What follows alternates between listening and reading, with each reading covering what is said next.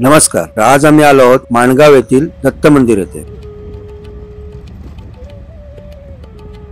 श्री क्षेत्र माणगाव हे सिंधुदुर्ग जिल्ह्यातील कुडाळ पासून 14 किलोमीटर अंतरावरती आहे।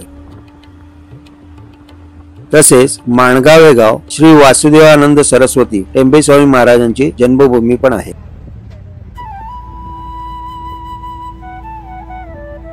आम्ही इथं वेंगुर्ल्यावरून रिक्षा करूनच आलो होतो। जर तुम्हाला यायचे झाले तर तुम्ही कुडाळ बस स्थानकावरून बसमधून किंवा तेथून रिक्षानेही येऊ शकता। झाराप तिट्यापासून आतमध्ये 6 किलोमीटर अंतरावरती माणगावचे हे मंदिर आहे।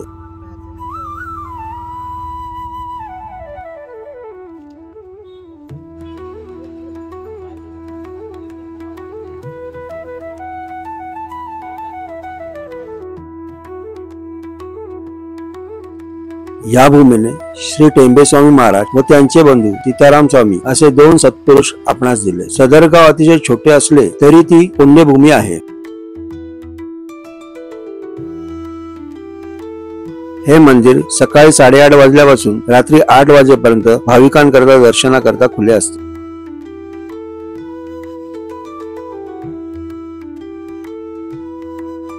परमपूज्य स्वामी महाराजांनी बांधलेल्या दत्त मंदिराजवळ त्यावेळची विहीर देखील आहे।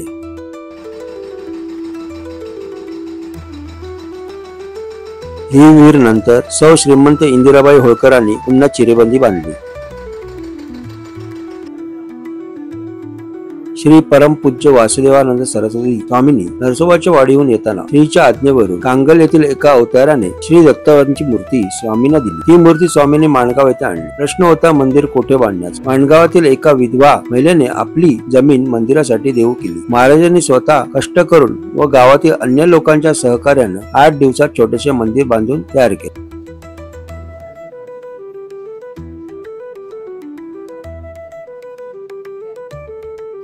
त्यात दत्त मूर्तीची प्रतिष्ठापना केली। तो दिवस होता वैश्य शुद्ध 5 शके 1805 सन मे 1883। येथे येणाऱ्या भाविकांकरता महाप्रसादाची निःशुल्क अशी व्यवस्था ही येथे आहे।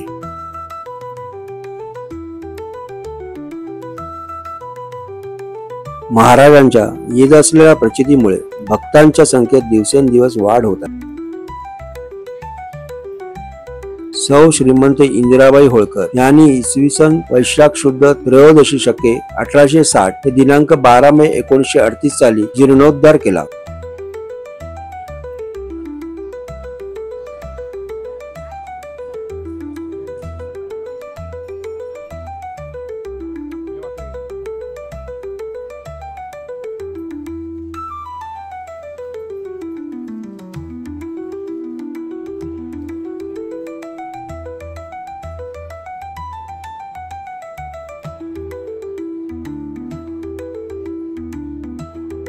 स्वामींनी स्थापन केलेल्या औदुंबराखाली श्री दत्ताच्या पादुका देखील आहे।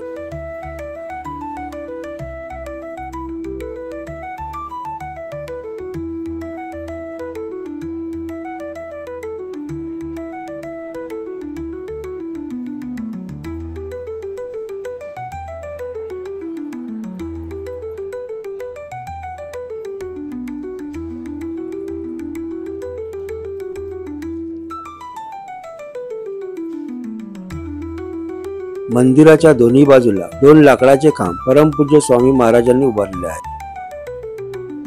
असेही म्हटले जाते की या खांबाला चिपकून आपल्याला होत असलेला त्रास स्वामींना सांगितल्यावर तो त्रास आपल्या लवकरात लवकर मुक्त होऊन जातो।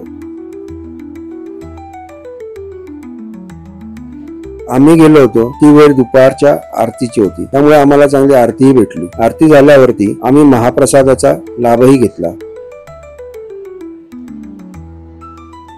तुम्ही जर कोकणामध्ये येताय या मंदिराला जरूर एकदा भेट द्या।